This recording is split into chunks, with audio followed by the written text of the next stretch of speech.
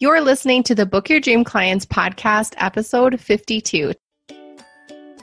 You're listening to the Book Your Dream Clients podcast, where we believe business can be simple and you can use your intuition to run towards your goal. Self-made business and success coach Lindsay Maloney helps you start and scale your dream coaching business. With her step-by-step intuitive and creative guidance, you'll leave ready to put her tips into action, push your business forward, and work with your dream clients. Lindsay is here to help you get unstuck and structure your brilliance into a coaching business that's sustainable and financially exhilarating. Here's your host, Lindsay Maloney.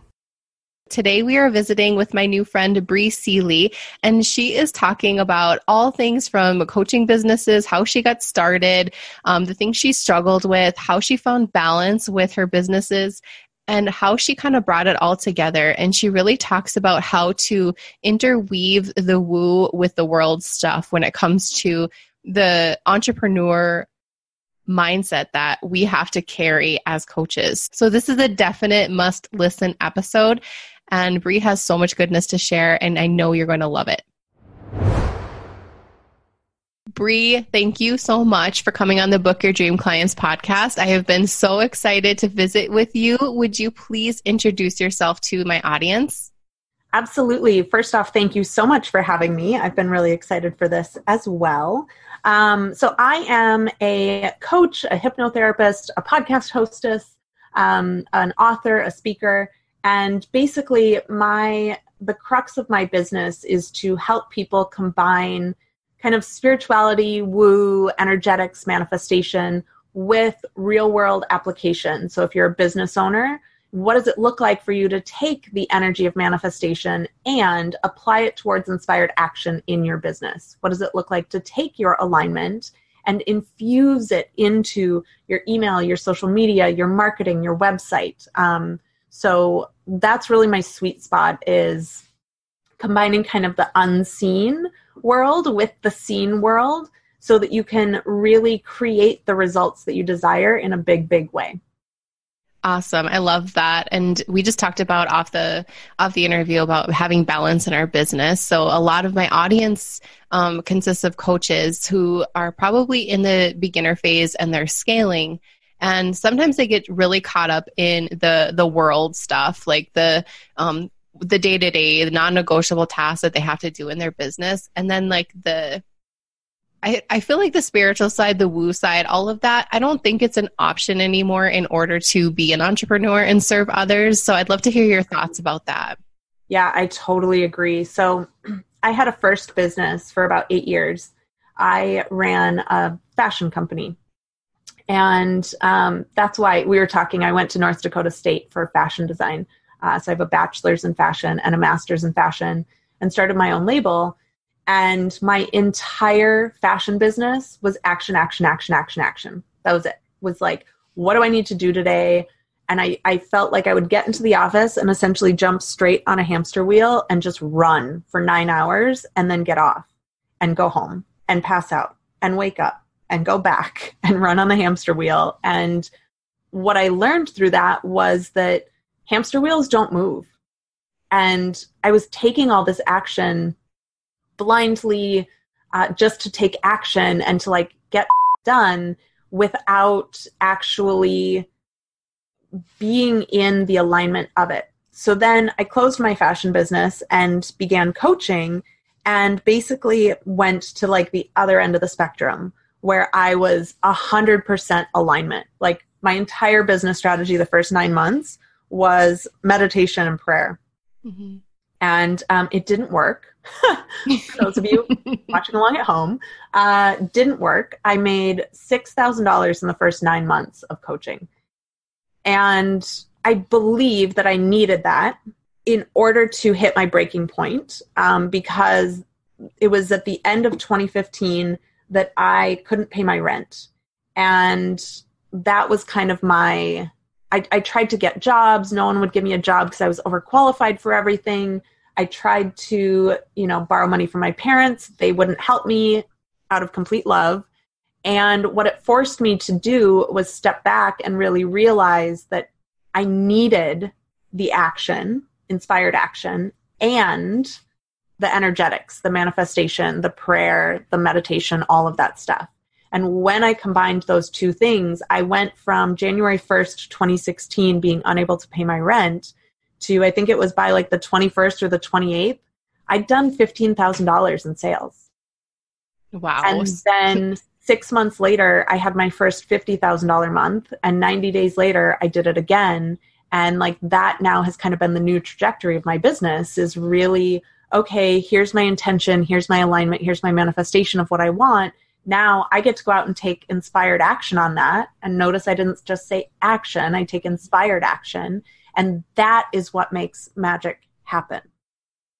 I love how you went from one extreme to the other to realize that you have to combine the two in order to make, like you said, make the magic happen. I love that. So what kind of things were you struggling with when you when you were so out of balance? What were some red flags for you? So we can kind of maybe speak to the person who's going through it right now.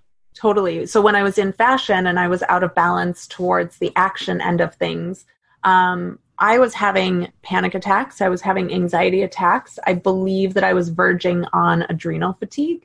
My body was not happy.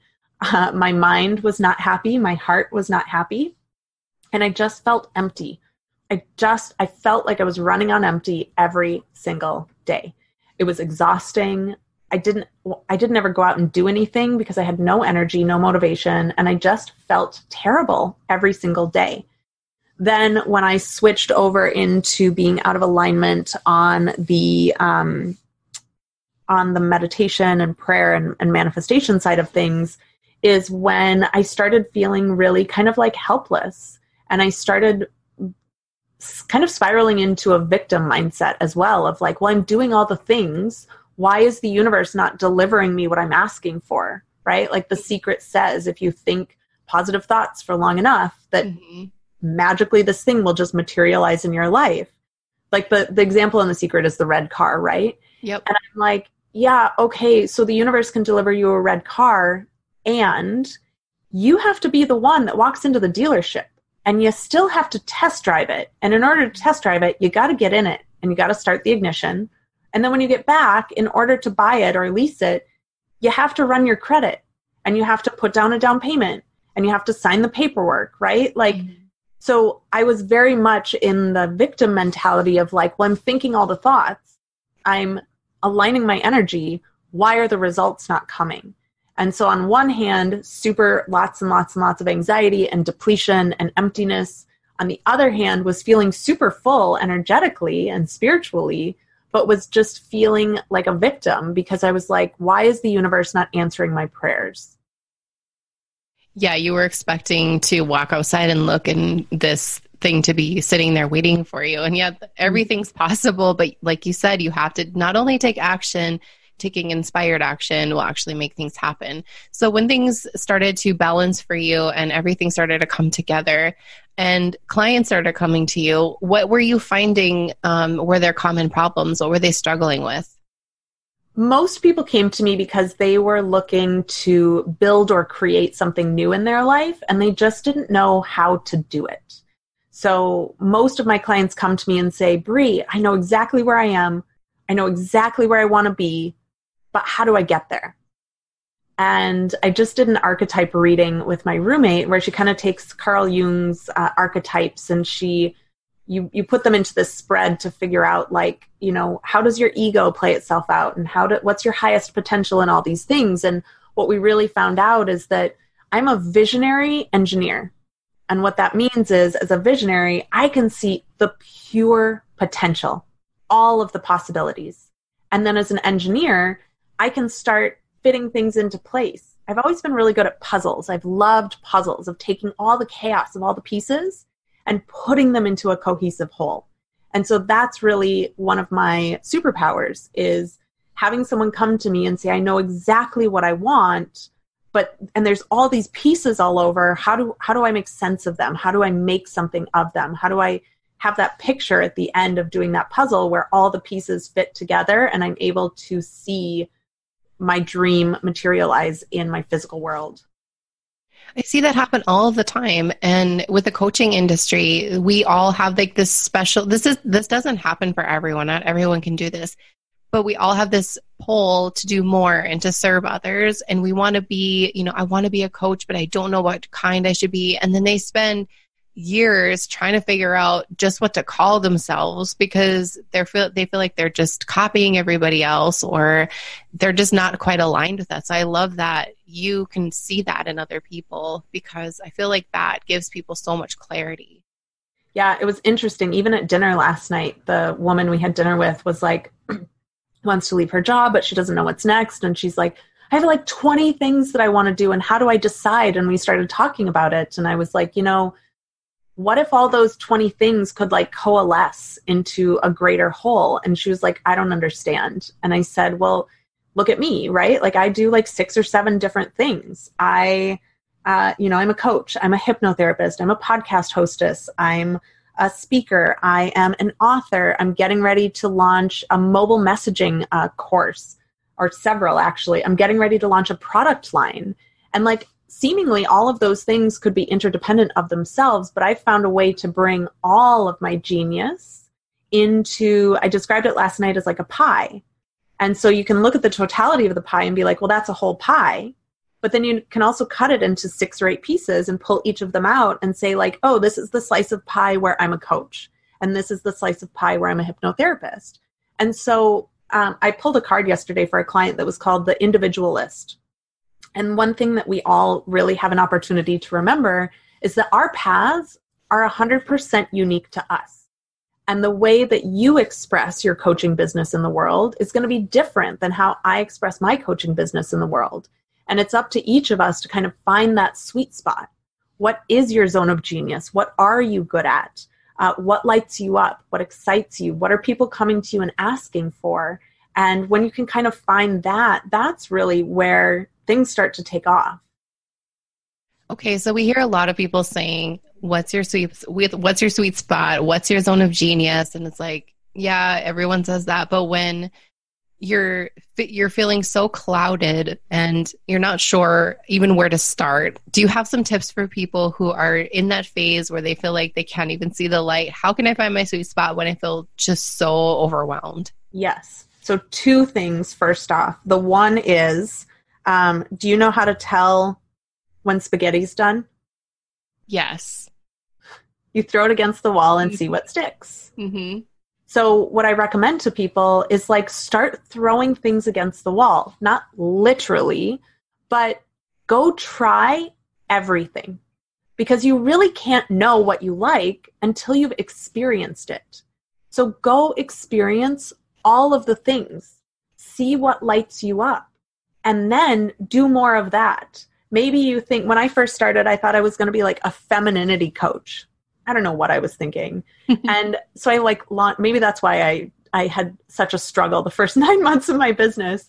But as I started getting into it, I was like, this is not at all what my zone of genius is. Like, I infuse aspects of this into my coaching, but this isn't my focus. I'm not one of those super like Stevie Nicks type goddess women that like is just like, that's just not me. Mm-hmm. So that's the first thing, is you have to get out there and you have to get your hands dirty and you have to try everything in order to know what you're really going to like.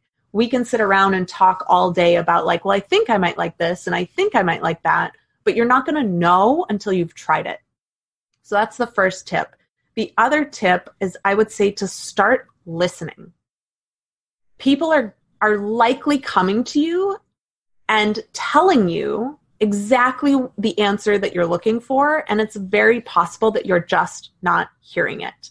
This is what happened to me, is that even when I was still a fashion designer, people were coming to me being like, Bri, teach me to do what you've done. And not in a fashion sense, right? Like, none of them wanted to be fashion designers, but they're like, you had this idea, you had this brilliant idea, you took action on it, you created a business, and all of a sudden you've won Phoenix Fashion Week and you're going to Magic, the largest trade show in the States, and you're dressing Toni Braxton, and you're on the runway at LA Fashion Week, and you're getting picked up by Zappos. How did you do it? And I couldn't hear that for the longest time. And now when I look back, I'm like, oh, duh. The universe was putting these people on my path to shine a light on what my zone of genius was, but I was so blinded by the fact that I was a fashion designer, that I simply couldn't see it. I couldn't perceive it. So start being open and listening when people are coming to you and giving you feedback. What are they saying? What are they sharing with you about how you've helped them? And then that will really give you, I would guess that there's a commonality between a lot of those things, and that can really help you get started on the path to figuring out what that special sauce is. Definitely. And it always kind of goes back to what we've been doing a few years, 5 to 10 years before that anyway. It's not something brand new that, oh, maybe I should be this. And it's something that you don't even have a past with. So it always kind of goes back to your past for sure. Like I say, if you went in your Google history 3 to 5 years ago, probably going to be what you're helping people doing now. Oh, I love that. If only we could go back and see. We could get really good copy ideas. So I love what you do. You have so many big, strong titles for yourself: coach, hypnotherapist, speaker, author. Tell me about your book. Yeah. So my first book came out in 2017.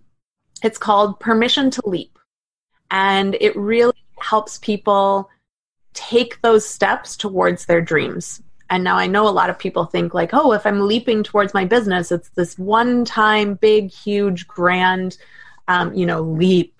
And I actually believe that a leap is simply every single day taking a step forward and stringing those steps forward to combine to create this leap. And so the book is all about what can you do on an everyday basis to be bringing that dream to life, and kind of the process that we go through. I was looking back on all the leaps I've taken, from picking up and moving to Italy, to buying a house, to starting my businesses, to just all of these things that I've done. And I started to see some very real similarities in terms of the process of where you start and where you end.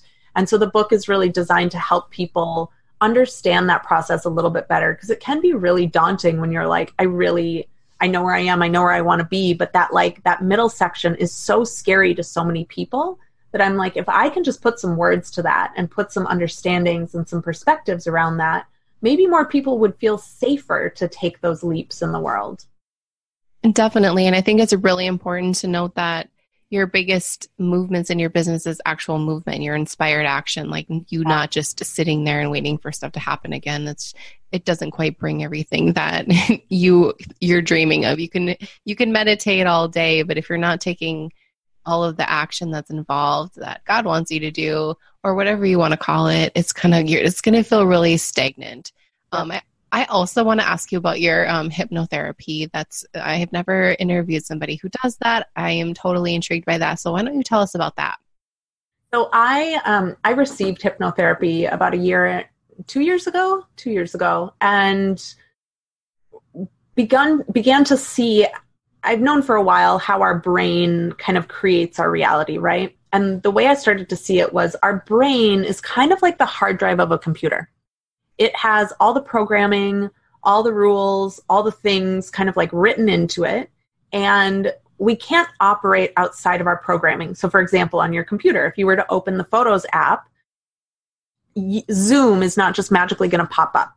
When you open the Photos app, it opens the Photos app. That's just what happens. Now, in our brain, the same thing happens. So if we have had a trauma or a trigger or injected some sort of belief in our minds, a lot of people have a lot of money beliefs, growing up around parents that said oh, money doesn't grow on trees, or, oh, you can't make money as an entrepreneur. That wrote programs in your mind. So if you're trying to be an entrepreneur, but you have an idea that entrepreneurs can't make money, then every time you try to open up that app in your mind of I'm going to be an entrepreneur, you trigger but I can't make money with it. So I started to really understand how the brain worked and how it was like a hard drive. And I'm like, when you have a virus on your hard drive, what do? Do you just keep it there and try to work around it? Mm-hmm. You take it in to get it fixed. You take it in to rewire it and to change it up and clean it out. So I'm like, why can't we can do that with our brains? So much science has started coming out about being able to change our neural pathways in our brains. So I received hypnotherapy, and it was incredible. And I started to realize that if I can't do this for my clients, then I'm actually not only not serving them, I'm doing them a disservice. Because if I'm only addressing the conscious mind, I think they've said like the conscious mind is 5% of the equation. Yep. Which means that then when I'm working with clients, we're fighting against 95% of the programming that I can't reach unless I can do hypnotherapy with them. So I've started combining the two of being able to go in and like, let's change your programming. Let's rewrite new stories, new narratives, new operating systems for you. And then let's go out and take action and do all the things that you want to be creating in the world.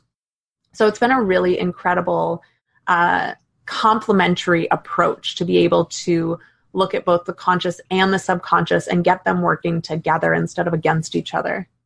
I love that. That's something that I've been looking into for my business. I see, we can read only so many books about mindset, and it's like you're just clouding up your brain. Like you said, that if that block is in there, it's in there. Yep. And as many books as you read and as many podcast interviews as you listen to or YouTube videos, whatever, you're just still piling things on top of it. And like you said, you're doing your clients a disservice by not offering that. So I love that. I don't see many people doing that. And I think it's so important because, so what are your thoughts on this? So if you say, okay, I have a really strong money mindset and I know all the things, but I am not making any money in my business. So they obviously have a block somewhere in their minds, right? So how do you even know if you have a block? If you thought you cleaned up your room, but you missed something, how do you know if you missed something? I mean, really look at your results. So if you think that you're on point and you think that everything's aligned and you think that, you're taking the right actions and you're doing all the right things, and it's just not working, something has to be out of alignment. If it wasn't, you'd be getting the results that you want. So that's where we get to go in then and look at, okay, what results do you want? And then when I do hypnotherapy, the question becomes like, let's get to the root of what's blocking X result, right? So like, what's blocking you from making $1 million in your business? What's blocking you from the visibility that you seek in your business? What's blocking you from having the confidence that you need to start your business and put yourself out there? So that like the result that you want that you are not getting then becomes the question. And then we get to look at what is that roadblock? What is that thing that's kind of standing in the way between where you are and where you want to be? And then we get to kind of like dismantle that. And then my job is to then put in its place, once we've kind of cleared it out, I get to put in its place programming around what you do want. And I write custom scripts for every single client I work with on a private basis to like, specifically, how do you want to feel about money? Specifically, what's the relationship you want to have with money? And then I get to create a narrative around that becomes what you begin cementing in your brain. So you're basically wiping the area clean and inserting something fresh and aligned with what they believe then, correct? Yeah, totally. Okay, so I bet you $1 million that my audience is like, okay, tell me about this hypnotherapy. What does this even look like? I do all of them via Zoom, which is so cool. I've done hypnosis for clients in England and New Zealand and all over the country. So it's very accessible. And the way that I do it, like I said, I like to combine the subconscious with the conscious. So for example, I had a woman come to me last year and want to work on a sugar addiction. And she wanted to be hypnotized to get to the root of what caused this sugar addiction and then choose healthy things on the other side. And so she came to me, we had an incredible session and gave her all the tools she needed. So part of the hypnosis I do as well is that you get a recording that you listen to with the new programming in it. So you listen to that recording for 30 days for your brain to continue learning and cementing that new way of being. Mm-hmm. But then I like to combine conscious coaching sessions. For example, this woman came back to me and she said, so, the hypnosis feels great and it feels like it's working, but when I'm at the grocery store, I'm still buying sugar. And I said, well, don't. Like hypnosis isn't magic, right? It's not like I just wave a magic wand and all of a sudden you're a completely new person on the other side. Mm-hmm. It still takes conscious application to be like, I am making a choice in this moment to not do that thing that I know that I don't want to do anyways. So I'm just going to choose to not do it. And so that's why I make it an entire 30-day experience. So we have the hypnosis, and then we do 2 conscious coaching sessions within that 30 days to really make sure that it's working and that it's sticking, and to start applying, like, do you need to have some habits and routines and practices that you add into the subconscious work? So I kind of use a holistic approach towards it. That's amazing. I was just talking to my grandma the other day. She had smoked for over, gosh, it probably was 40 years. Wow. And about 7 or 8 years ago, she went to a hypnotist, and she hasn't smoked since that day. And I was saying, like, how amazing is that it took that one visit because you knew that's what you wanted. You didn't just go because, oh, let's hope this works. Like, you were in the right mindset to go, because hypnotherapy doesn't work if you aren't in the right mindset, correct? Totally. And again, like, if you're kind of playing the victim of being like, well, I'm just going to let this work on me, and I'm not going to change who I am, but I'm just going to let this thing happen. Like, it's not going to work. You have, like, everything again has to be in alignment. Your outer actions have to be in alignment with the subconscious reprogramming. Your thoughts, beliefs, feelings that you're experiencing every single day have to be in alignment with the subconscious reprogramming. You don't just get to listen to a 20-minute audio that's like, you're amazing and you feel confident, and then the rest of the day be feeling like crap and thinking that, you know, you're just not worthy of all the things that you desire, right? Mm-hmm. So it's really important that you are committed and that you're willing to do the work both inside and out to create the results that you want. Definitely. And I loved the question, like my grandma had asked, I know this has nothing to do with business, but it does. She said, when will this stop working? And he said, the minute you light up and have another cigarette. Ooh, like, that's good. I know. It's so good. And it applies to everything, really. I think it does. Yeah, I may steal that. That's really good.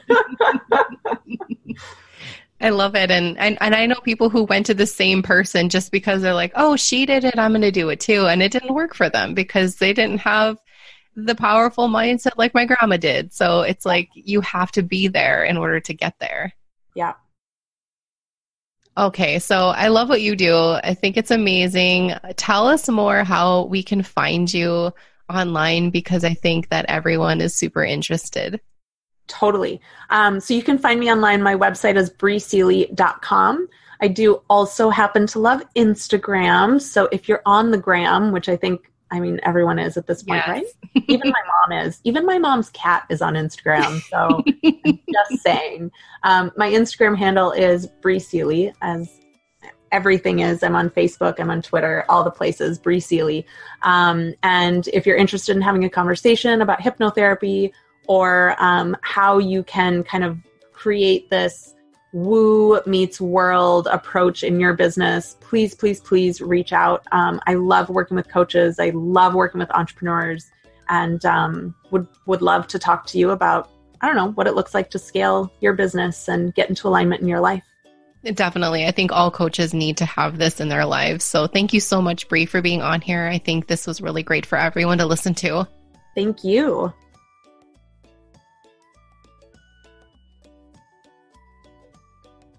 Want 10 ways for you to start booking your dream clients? I created this workbook for you because I wanted to share my best tips on how I book mine. You're not going to believe how easy these are, and I know you'll be able to take my tips and put them into action ASAP so you can start working with your dream clients. To grab the workbook for free, all you have to do is go to lindsaymaloney.com/podcast. Hey coaches, are you a member of the Book Your Dream Clients community yet? Because you should be. Just go to dreamclientcommunity.com to request free access. We do fun things like website audits, challenges, and we even have a book club. Join the free Dream Client community now, and we'll see you there. Thank you so much for listening to the Book Your Dream Clients podcast. If you want to find out more information how you can work with me, just head on over to my website, lindsaymaloney.com. You will be able to see how you can work with me privately or in a group setting. I'm all about helping you start and scale your coaching business, so I'd love to hear from you. Don't forget to subscribe to the show on iTunes and leave a rating and review. And if you want bonus points, take a screenshot of a review and tag me on your Instagram story. I'd love to see it and share it with my audience. And plus, you don't want to miss another episode.